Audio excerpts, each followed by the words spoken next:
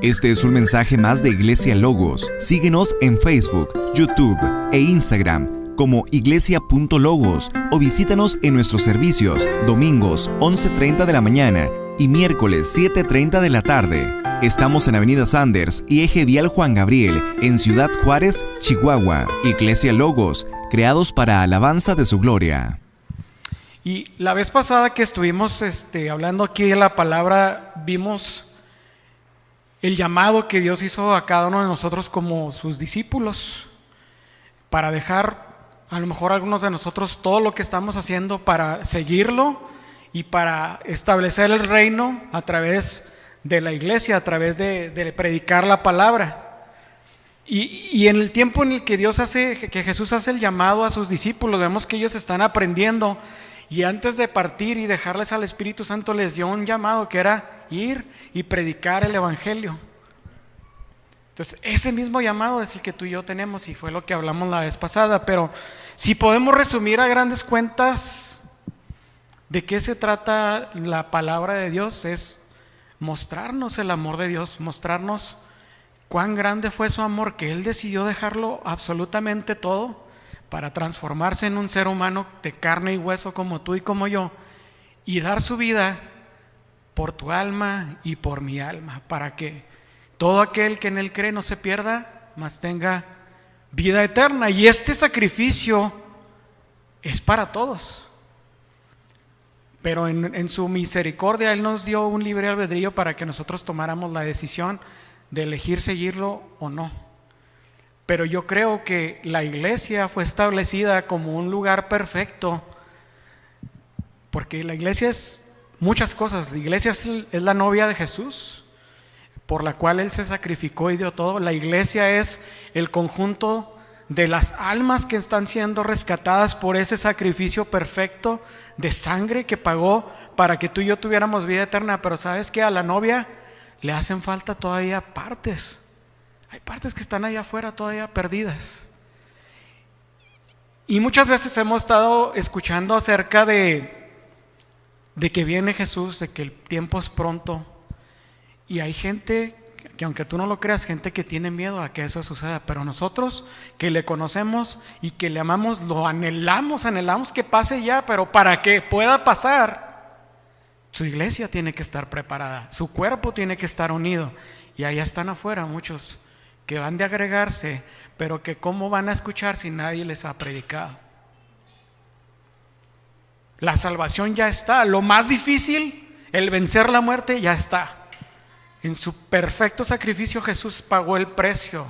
Pero tú y yo somos llamados a salir y alcanzar a esas partes de ese cuerpo que han de agregarse para que Él pueda regresar. Sí, estamos expectantes de lo que va a pasar y de que Él viene, pero mientras no se predique el Evangelio a toda criatura, eso no va a suceder.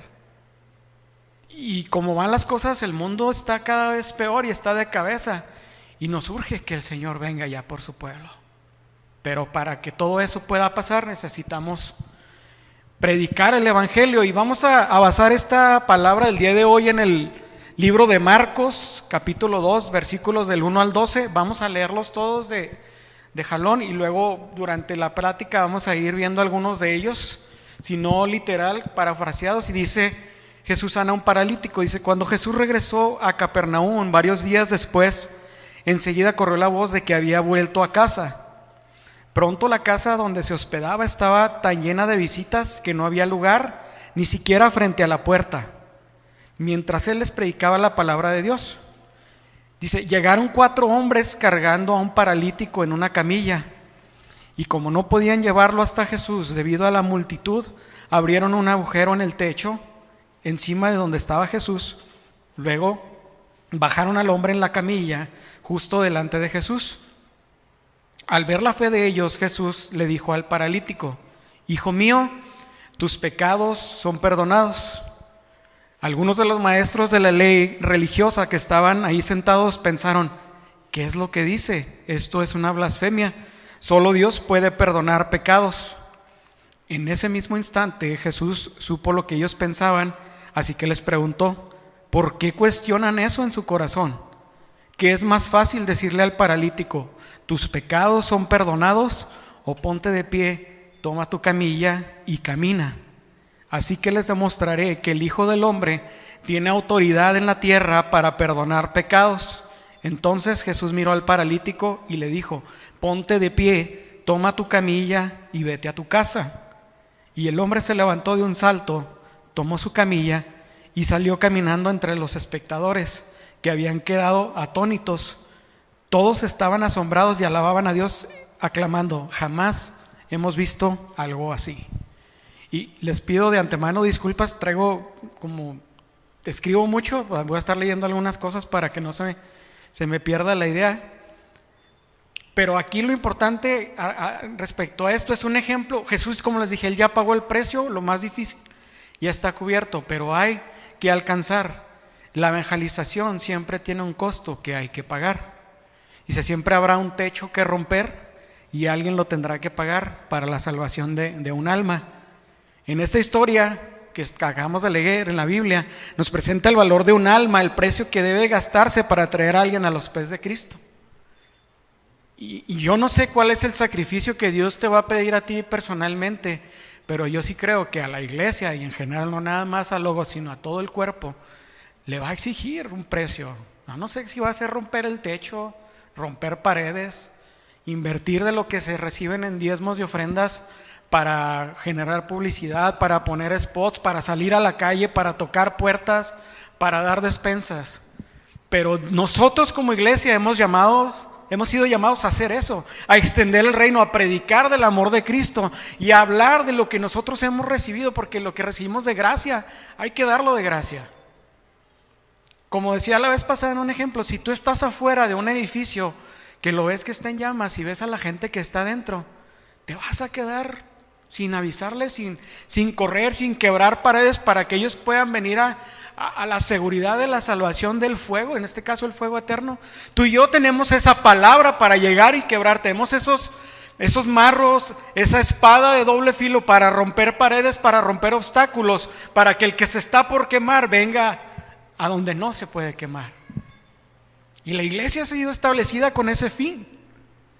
Es el hospital donde las almas que están bajo, a lo mejor como ese paralítico, están paralizadas por su pecado. La iglesia es el medio que Jesús estableció para que ellos sean restaurados. Es el hospital donde la palabra los ayudará a ser sanados de las heridas de su corazón. Tú vas a poder hablarles. Gente que está aquí ha pasado por enfermedades que para el mundo son incurables, y aquí están. Hay otros que tenemos enfermedades que son incurables y aquí estamos y no nos rajamos, porque si ese es el aguijón en la carne que Dios puso para que nos mantengamos firmes, que así sea. Porque dice, más te vale entrar sin un ojo que con los dos y perderte. Yo no sé cuál sea el aguijón en la carne que Dios va a poner, porque a todos yo creo que nos va a poner algo para mantenernos firmes, para que dependamos de Él. Y yo creo que nos podemos comparar. Observemos a estos 4 amigos trabajando en equipo para que este hombre por tanto tiempo postrado fuera tocado por Jesús. Y a mí me encanta donde dice, Marcos describe esta escena en una manera muy viva, un relato muy padre, y se abundando en detalles. Y algunos autores, según lo que yo he leído, algunos autores creen que la casa donde esto sucedió pudiera ser del apóstol Pedro. No sabemos con certeza, pero algunos historiadores creen que pudiera ser así. Y si fuera así o si no fuera así, imagínate tú como el dueño de la casa. ¿Cuál sería tu preocupación? No creo que estuvieran tan a gusto ahí sentados escuchando la palabra y de repente empiezan a escuchar marrazos en el techo. Yo no creo que todos estarían bien a gusto. Ay, mira cómo se cae el techo, el polvo, las piedras. No sabemos de qué estaba construido, probablemente de adobe, que era el material más común en aquel tiempo. Y era peligroso porque un pedazo de adobe puede lastimar a una persona. ¿Cuál sería la actitud de la familia, o en este caso de la esposa, o de los padres, o de los dueños de la casa, viendo que alguien está haciendo un boquete en el techo? Yo no creo que estarían tranquilos. ¿Quién va a pagar por todo esto? Y no creo que en aquel tiempo hubiera aseguradoras que pagarían por el daño de la casa, no existían. ¿Quién va a cubrir este tipo de gastos? Pero quien quiera que haya sido en ese lugar, se dio un extraordinario milagro, donde se puso en evidencia que Jesús es Dios, porque tuvo el poder no solamente para perdonar los pecados, sino para sanar a este paralítico. Pero sí creo que el crédito en esta historia, porque sabemos que el crédito mayor es de Jesús, pero el crédito del que están hablando en esta historia tiene que ver con esas 4 personas que hicieron algo extraordinario por amor a alguien que estaba en necesidad. Porque te aseguro que a lo mejor tenía muchos años esta persona en esa condición, y aunque quisiera, no podía hacer nada. Jesús tuvo el poder para sanarlo y para perdonar pecados, dice, y el crédito mayor lo lograron al poner al hombre enfermo en presencia del sanador, y esa era la meta que ellos tenían. La actuación de fe de estos hombres nos da las pautas a ti y a mí para la salvación del perdido. Vamos a ver 4 puntos que implican el valor de las almas y el cómo nosotros podemos seguir este ejemplo para alcanzar al perdido que está allá afuera. Y nos van a inspirar, y la osadía y el ingenio de estos hombres nos revela que no importa el esfuerzo que tengamos que hacer al final, si logramos traer a la gente que Dios quiere salvar, va a valer la pena el sacrificio. Como te digo, no sabemos qué va a implicar para cada uno personalmente, pero como iglesia sí sabemos el costo, y es levantarnos de nuestra silla y salir allá afuera a alcanzar a aquel que está en necesidad. Clamar por esas almas y mostrarles que están en un peligro de un fuego que los puede quemar y que pueden venir aquí y escuchar de la palabra de Dios para que sus vidas sean transformadas. La fe de estos hombres los movió a hacer cosas que a lo mejor estaban impensables con el fin de que esta persona fuera alcanzada. ¿Cuáles son los costos de nosotros para poder cumplir con este propósito? Y el primero es, tú y yo tenemos que ser llamados a tener un corazón compasivo. Así como Jesús tuvo compasión y buscó la manera para que tú y yo le aceptáramos, para que tú y yo le conociéramos, para que tú y yo fuéramos restaurados, esa misma compasión tiene que estar en nuestro corazón y tiene que abundar en nuestro corazón, y tenemos que dejar de estar en nuestra comodidad. ¿Quiénes eran estos hombres? Si nos ponemos a analizar, como dicen en mis notas, se desconoce el origen, sus nombres, no sabemos qué tipo de personas eran, a dónde pertenecían, pero eso no importa. La Biblia no se interesa en darnos esos detalles, pero sí en mostrarnos lo que ellos hicieron. Y el énfasis radica en la compasión y a lo mejor en la amistad que ellos tenían sobre este paralítico, porque pudieron a lo mejor ser sus amigos o simplemente alguien que Dios puso compasión en su corazón para que se levantaran e hicieran esa obra. Ellos llegaron a amar a esta persona. Probablemente si eran sus amigos, con una frecuencia a lo mejor vendrían a acompañarlo, a pasar tiempo con él, no como los amigos de Job que iban a razonar con él en cuestiones filosóficas o de la palabra o por las causas de su sufrimiento. Y tampoco yo creo que ellos le visitaban como los fariseos, así con temor y temblor. A lo mejor sí tenía, aparte de ser paralítico, otra enfermedad, con temor de que los fueran a contagiar. Ellos tenían una verdadera compasión por él y un deseo de que él estuviera bien. A lo mejor eran familia, no lo sabemos, pero el amor verdadero busca cubrir todo ese tipo de necesidades. El amor verdadero que solo puede venir del Espíritu Santo en nuestros corazones es lo que puede mover a una persona en fe a realizar este tipo de situaciones. Ellos estaban poniendo el ejemplo como el del buen samaritano, y te puedo asegurar que eran hombres con una gran sensibilidad, que a lo mejor habían hecho de esta persona el propósito de su preocupación, y habían escuchado que Jesús estaba en Capernaum, y a lo mejor era la última vez que Jesús iba a estar en ese lugar, y ellos no podían perder la oportunidad de llevarlo. Y ¿sabes qué? El Espíritu Santo está aquí. Jesús no lo dejó, pero ¿sabes qué? Puede regresar pronto el Señor, y va a regresar, pero va a regresar ya para llevarnos. Entonces puede ser hoy el último día que aquella persona a la que tú traes en tu corazón y en tu mente, puede ser hoy el último día que esa persona puede recibir sanidad a su invalidez espiritual, a su enfermedad espiritual, a su muerte espiritual.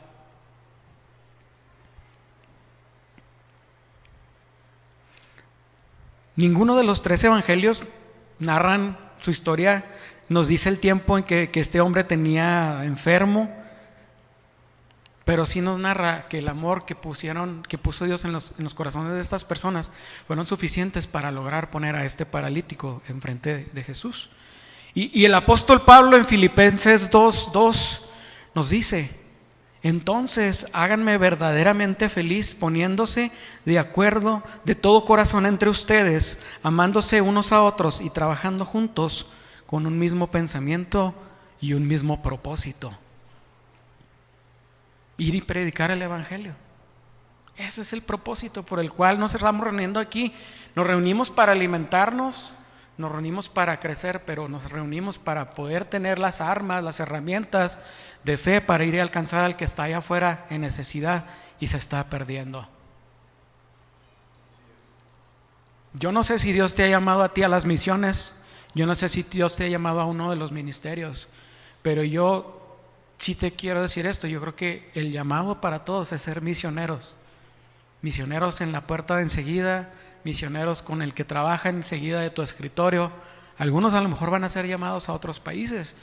Dios a mí me llamó a estar un tiempo fuera del país y arriesgué el pellejo, y no me jacto de eso, pero sé que era el momento porque Dios lo puso y Dios tuvo cuidado. Hay otros que fueron llamados a llevar Biblias de contrabando a países de Medio Oriente. A mi esposa le tocó esa experiencia donde tuvo que arriesgar su vida. Yo no digo que eso va a ser lo que a ti te tocó,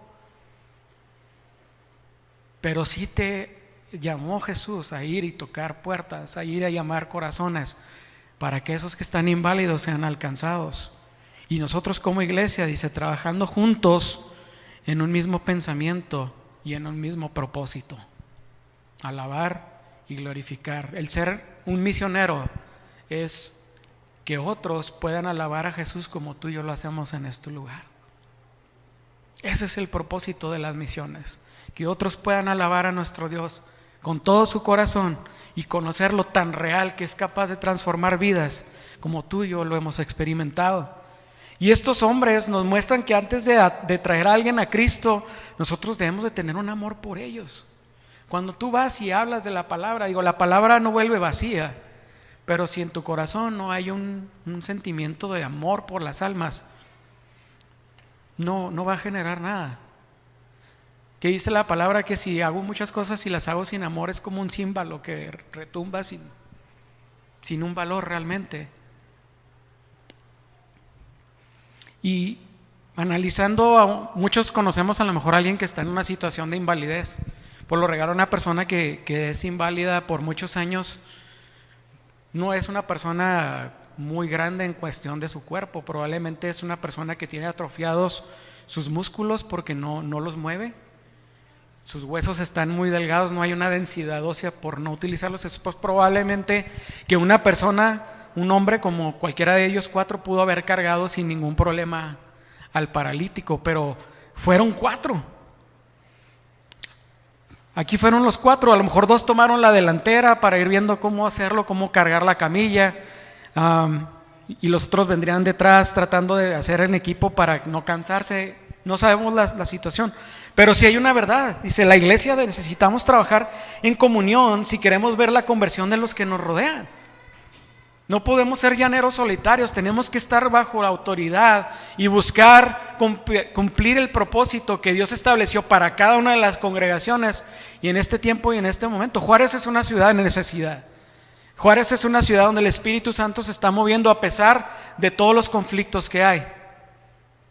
Y dicen que donde abundó el pecado, sobreabundó la gracia. Y yo creo firmemente que el Espíritu Santo está sobreabundando en este lugar, alcanzando a aquellos que están en necesidad. La iglesia necesita trabajar en comunión.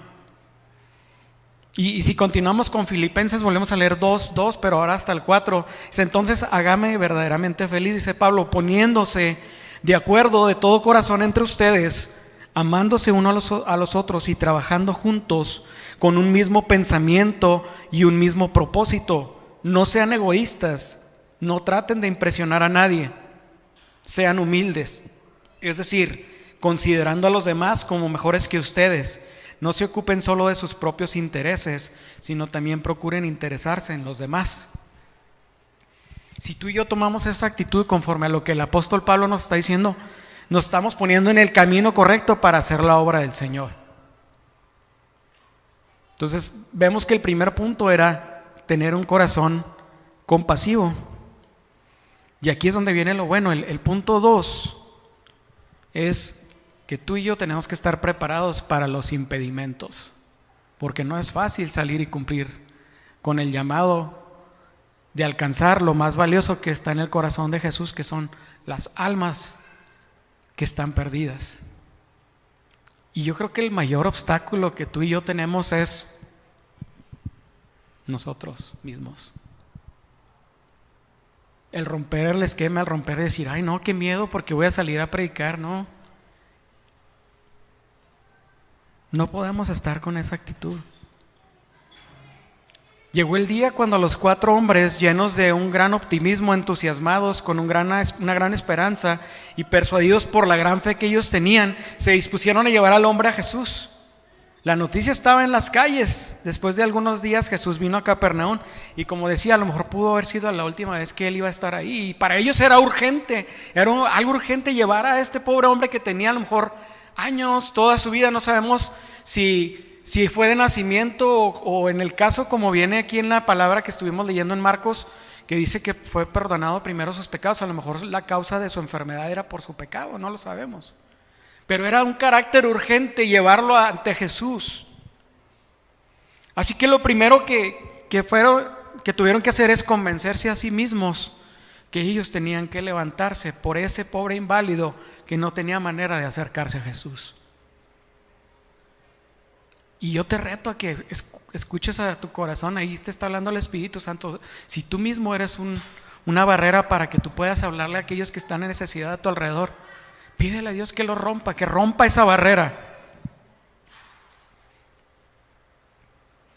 Y otra cosa que fue también complicada, me imagino, es no solamente tuvieron que convencerse a sí mismos de que era de carácter urgente, pero convencer al paralítico de que lo querían llevar con Cristo. Alguien que está en medio de dolencia, alguien que está postrado en cama, no es así como que tan fácil decirle, oye, ¿qué te parece si vamos a tal lugar? No es fácil. Nosotros no conocemos la situación de dolor que esta persona estaba pasando. Entonces, aparte tuvieron que convencerlo de llevarlo a Cristo. Y esto es algo difícil, convencer a alguien que está allá afuera, perdido en su pecado, perdido en una enfermedad espiritual, de venir a donde puede ser transformada su vida, no va a ser fácil. Vamos a tocar puertas y algunas de ellas no se van a abrir. Pero tenemos que insistir. Tenemos que convencer a los que están allá afuera que esto es de vida o muerte. Y muerte espiritual por una eternidad. No es algo ligero. Nuestra mente no es capaz de comprender la grandeza de Jesús, la grandeza de nuestro Dios. Imagínate, si no somos capaces de comprender la grandeza de su presencia, ¿podremos comprender la grandeza o lo malo de su completa ausencia? Porque el infierno es un lugar que está completamente ausente la presencia de Dios. No está el amor de Dios, no está la presencia de Dios. Es un lugar de tormento y de dolor. Si no podemos comprender la grandeza de estar en su presencia, imagínate. Es algo urgente. Y vienen más cosas, más impedimentos. La multitud. Cuando ellos venían cargando la camilla, había multitud de personas en ese lugar, y la única manera en que alguien podía acceder a donde estaba Jesús predicando era por medio de la puerta. El versículo 4 dice, no podían acercarse a él a causa de la multitud. Y te pregunto, ¿te ha tocado alguna vez caminar en medio de una multitud? A donde necesitas llegar a lo mejor al otro extremo de un auditorio que está lleno de gente. ¿Cuán difícil es poder atravesarlo? Ahora imagínate cargando entre 4 personas a una persona, a un inválido. Aquellos hombres cargaron por cierta distancia al enfermo y ahora al ver la multitud no pueden entrar. Y este tipo de multitudes que vamos a enumerar en muchos obstáculos son cosas que nos van a tratar de desalentar, de traer a las almas a conocer de Jesús.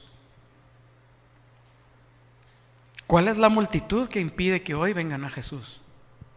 Vamos a enumerar algunas.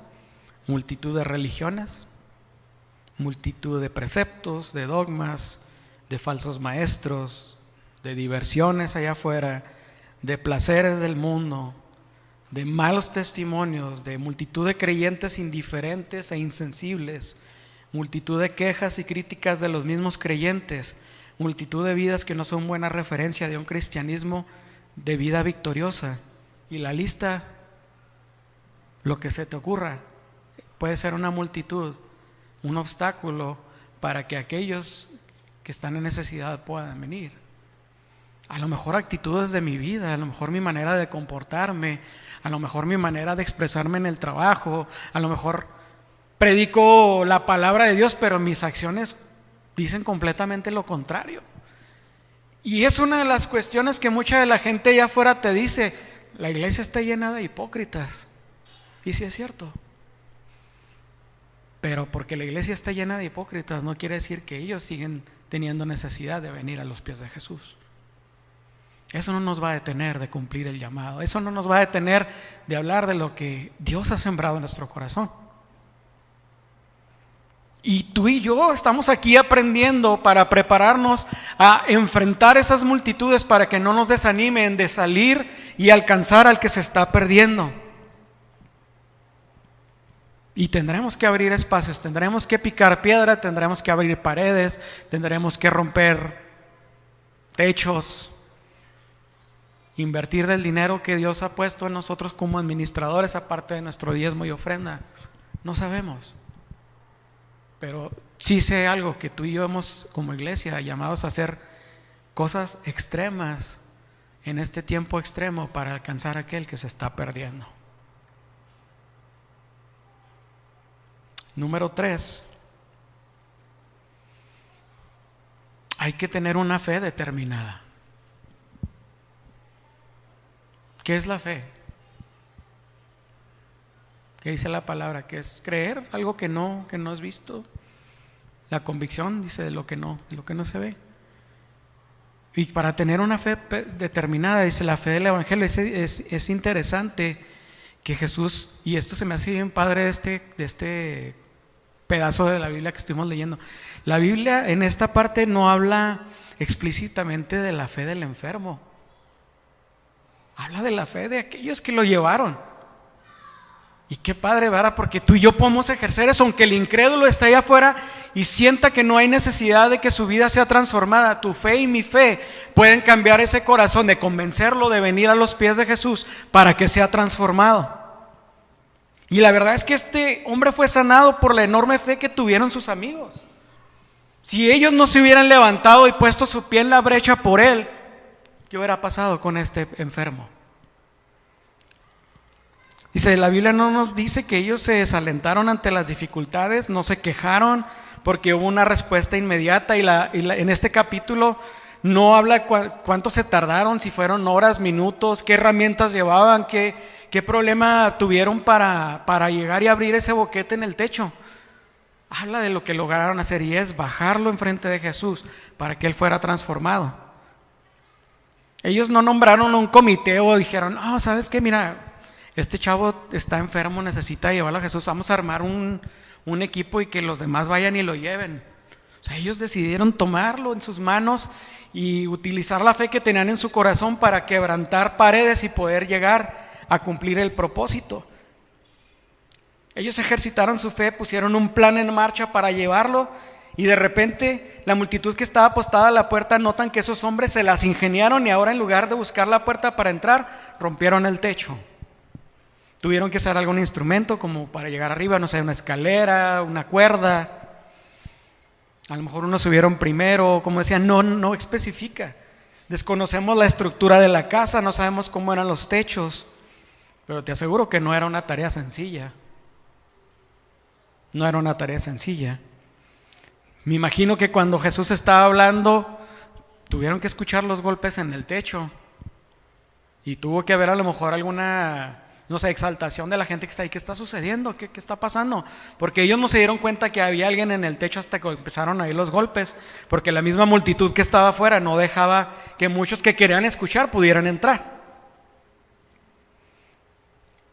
Pudieron sentir el polvo, los materiales caer y ver 4 cuerdas descender trayendo un cuerpo prácticamente muerto con un hombre reducido e impedido.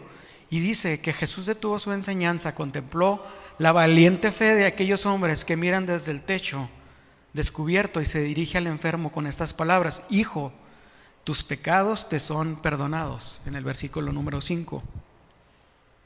Y va a haber algunos incrédulos, aún viendo este tipo de situaciones, incrédulos a la palabra. Los fariseos que estaban ahí se llenaron de asombro y de una reacción inmediata, tildando a Jesús de blasfemo, en el versículo 7.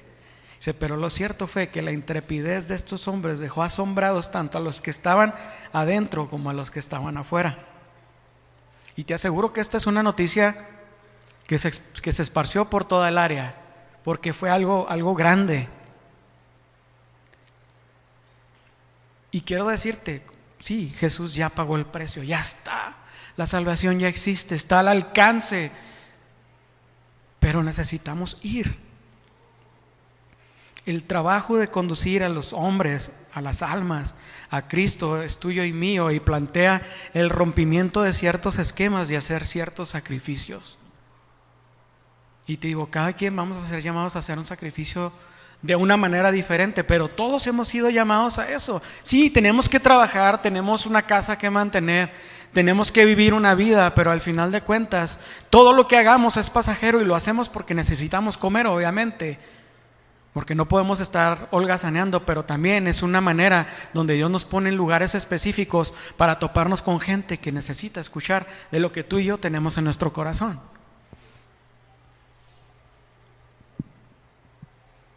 Sí, muchas veces la única manera de entrar a la casa era a través de la puerta, pero cuando una puerta se cierra para el evangelio hay que buscar otra.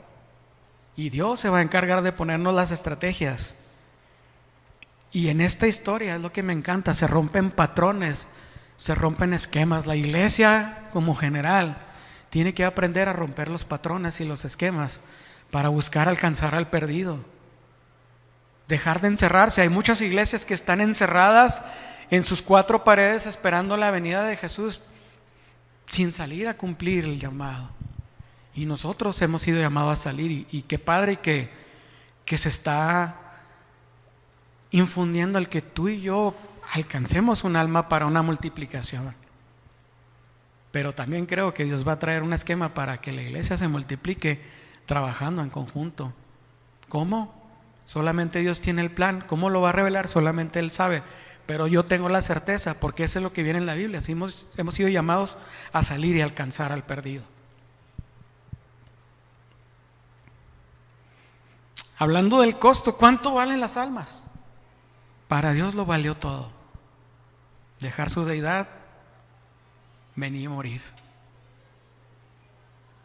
Para ti, para mí, cualquier cosa que no sea pedida como sacrificio es nada comparado con lo que nuestro Dios, nuestro Jesús hizo para alcanzar las almas de los que nos estábamos perdiendo.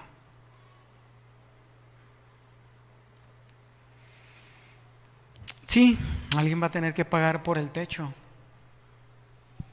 Alguien va a tener que pagar por la pared que se va a romper. Alguien va a tener que pagar por lo que se va a imprimir, por los spots en las redes, por el tocar puertas, por la gasolina que va a implicar en tu carro ir a tocar puertas.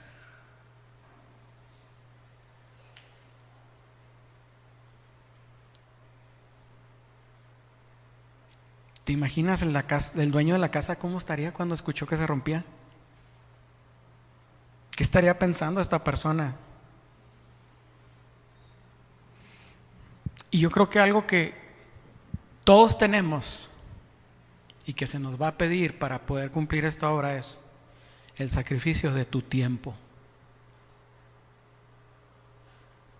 Tú puedes decir, yo no tengo recursos.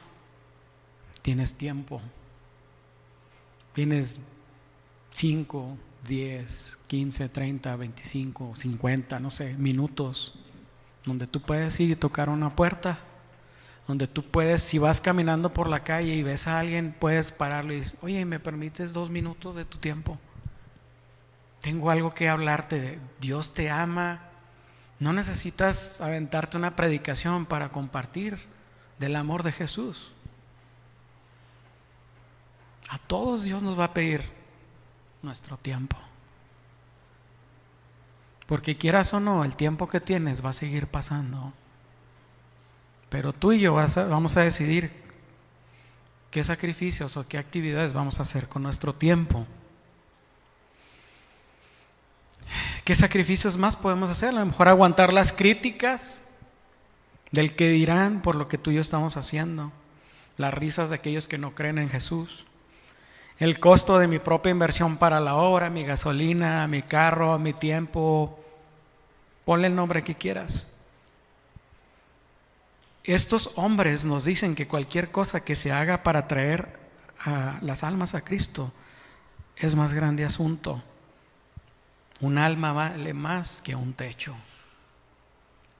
Un alma vale más que el carro que manejas. Un alma vale más que los problemas que tú puedas estar pasando, porque todo eso es pasajero y todo se va a quedar aquí. Pero la salvación eterna ni no la podemos comprender. Número 4. Conduce al gozo de la tarea cumplida.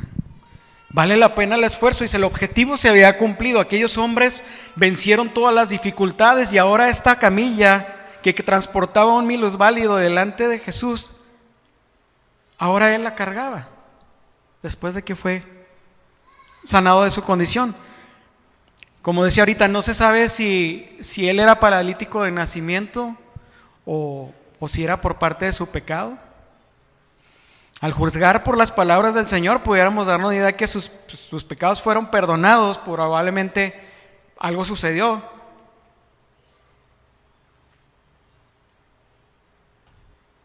Sus pecados fueron perdonados, dice, y hoy hay 4 mirones, dice, desde arriba, y una multitud adentro, expectantes de lo que Dios iba a hacer, de lo que Jesús iba a hacer cuando pusieron a ese hombre delante de él.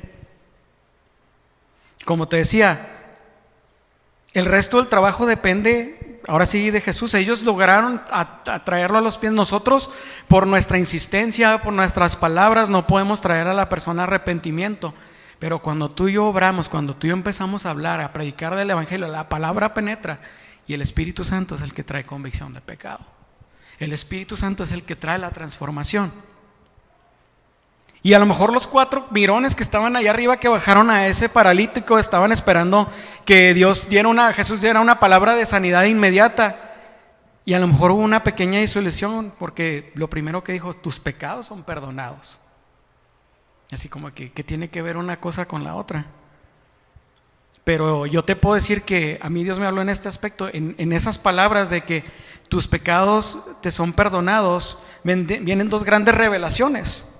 La primera es: antes de curar el cuerpo hay que curar el alma. Porque la enfermedad en sí, pues a lo mejor él pudiera haber sido paralítico, no hubiera pasado el milagro, pero sus pecados habían sido perdonados y él tenía ya una esperanza eterna. Sanar al enfermo parecía ser lo más fácil, puesto que hasta a lo mejor un médico en la actualidad, con los avances que hay de la ciencia, pudieron haber hecho que esa persona sanara. Pero perdonar pecados, siendo esa a lo mejor la raíz del mal, pues no es algo muy popular, ¿verdad? Incluso los fariseos se exaltaron y dijeron: pues está blasfemando. Pero yo te aseguro que fue un momento donde Jesús, al hacer el trabajo completo, hizo algo espectacular que dejaba en claro que había 2 cosas que solo Dios podía hacer, y era perdonar y sanar. Y el Jesús que hizo eso a través de su Espíritu Santo está aquí, está en esta ciudad, está en este mundo, y nosotros somos el medio que Él va a utilizar para traer a aquellos a este hospital, donde serán perdonados sus pecados y será sanada su alma por medio de Jesús. Los 4 hombres vieron cómo el hombre vivió paralizado y acostado toda su vida, y ahora se ha levantado, y la cama que un día lo llevaba él, ahora él la cargaba. Tuvo que haber sido un momento de gozo. Ellos ya no tenían que llevar otra vez al enfermo de regreso a su casa. Ahora los tobillos de aquel hombre estaban fuertes y él podía glorificar a Dios a través de lo que había hecho, de la obra que había hecho en su vida. Todos en ese tiempo, dice, nunca hemos visto tal cosa. ¿Cuánto gozo produce la salvación de un perdido? Dicen que hay fiesta en el cielo cuando alguien se arrepiente. La tarea de ellos y la tarea de nosotros, porque ellos representan, en base a lo que yo creo que Dios puso en mi corazón, ellos representan a la iglesia. La tarea de la iglesia es traer a los paralíticos delante de Jesús.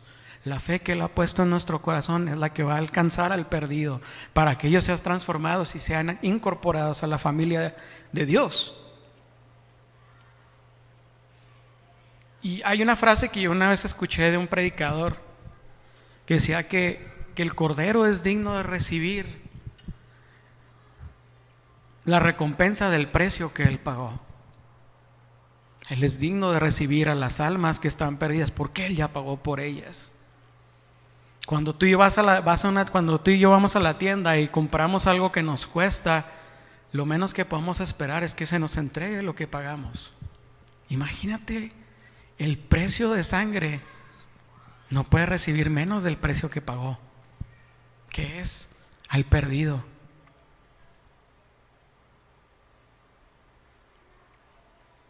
Hay fiesta, hay grande gozo cuando un pecador se arrepiente. La actuación de estos hombres nos muestran cómo debería darse la tarea en la evangelización. Ellos nos revelan que si no hay compasión, no hay interés por el perdido. Nos dicen que si no hay unidad, el perdido quedará tendido en su condición. Y los 4 tomaron un lado, la cama cada uno, y lo levantaron.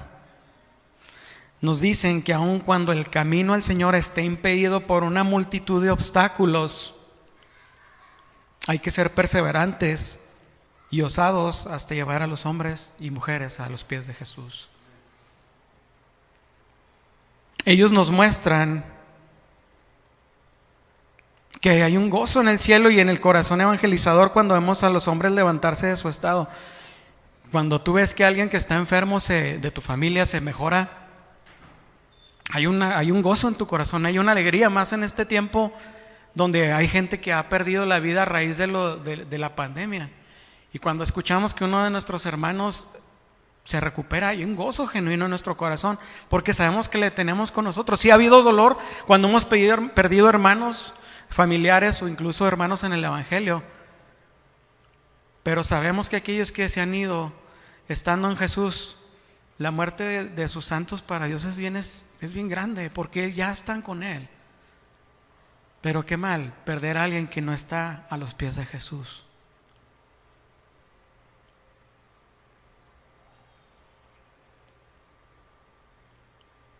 Y mi pregunta para ti, porque ya estamos casi por terminar, autoanalízate. ¿Eres tú parte de esos 4 amigos que están dispuestos a sacrificarse a lo que tenga que hacerse para que tu amigo paralítico que está allá afuera postrado sea alcanzado?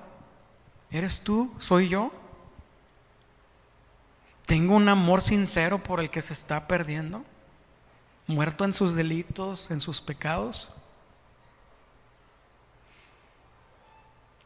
Y es bien fácil perderse de esta tarea de misiones que todos tenemos por hacer.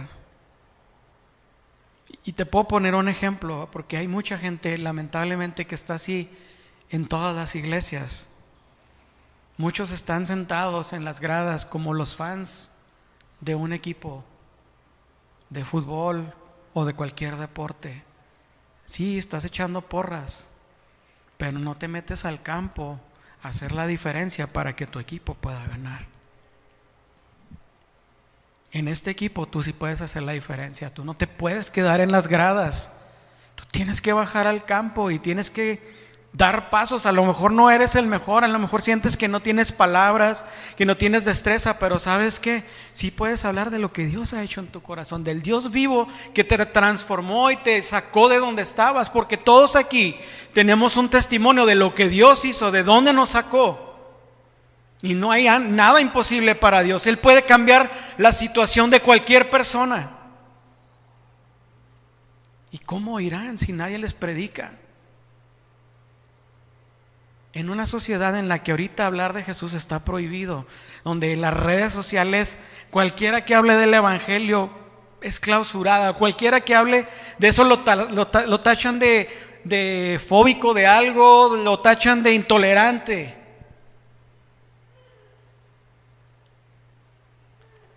Podrán llamarle como quieran a su pecado, pero es una realidad. El pecado conduce a muerte y solo Dios tiene palabras de vida eterna. No seamos porristas, contribuyamos a la causa, porque sí, y yo sé, en toda iglesia puede haber este tipo de personas, pero yo te lanzo el reto: no seamos porristas, hay que hacer la diferencia.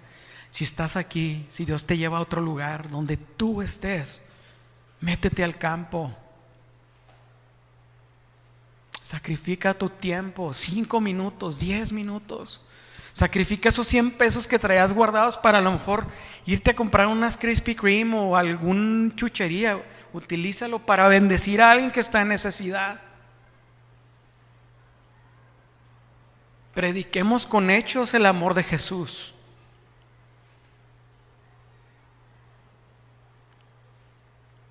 Y yo te puedo decir ya ahora sí, para cerrar, Dios a mí me habló a través de esto. Espero que Dios te haya hablado a ti, que nos haya sacudido, iglesia, porque si en verdad anhelamos a nuestro Salvador venir, porque no tenemos miedo que venga, al contrario, queremos estar con Él. Necesitamos que el que está afuera escuche, que el que está afuera venga y que el que está afuera se arrepienta.